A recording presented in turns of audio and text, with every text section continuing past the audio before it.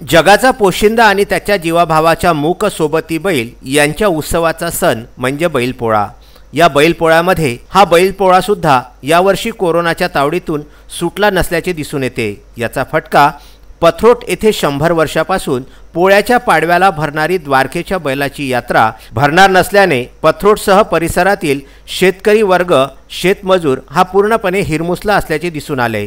पथरोट येथील गोविंद जयराम गोरडे, श्रावण लामखाडे, बंडाजी रसे, वामन गोरले या दिवंगत चौकडीने 100 वर्षापूर्वी बैलांच्या प्रती कृतज्ञता व्यक्त होणाऱ्या पोळा सणाला व त्याच्या पाडव्याला आपल्या घरच्या बैलास आकर्षक सजवून गावातून वाजत गाजत मिरवणूक काढण्याची म्हणजेच द्वारकेच्या बैलाची प्रथा सुरू केली। प्रथम बैलास शिंदीच्या पानापासून आकर्षक बाशिंग तयार करून बैलाच्या शिंगोटीवर बांधल्या जात असे।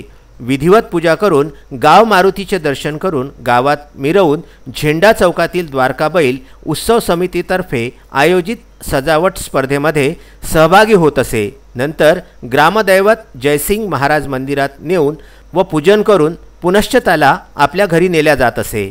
आकर्षक सजावट व बाशिंग असलेल्या बैलाच्या मंडळास समितीतर्फे प्रोत्साहनपर बक्षीस देऊन आदर सत्कार केला जात असे। बाशिंगाची तयारी 15 दिवसांपासून केल्या जात असे।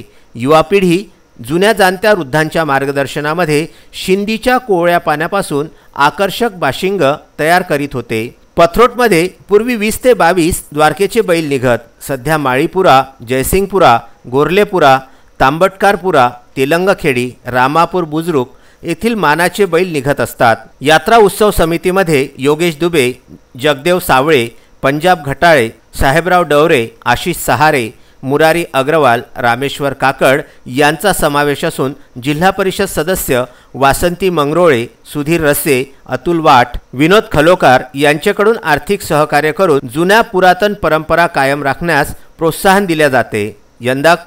यावर्षी कोरोना महामारीचे सावट असल्याने टाळेबंदी असल्यामुळे सुरक्षिततेच्या दृष्टिकोनातून गर्दी जमाव जमण्यास बंदी असल्याने यात्रेसह बैलाची मिरवणूक रद्द झालेली आहे।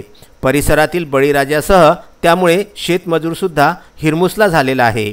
एसएन न्यूज परतवाडा आणि विदर्भ न्यूज अमरावतीकरिता पंकज साबू व नितेश दुबे यांचा हा वृत्तांत।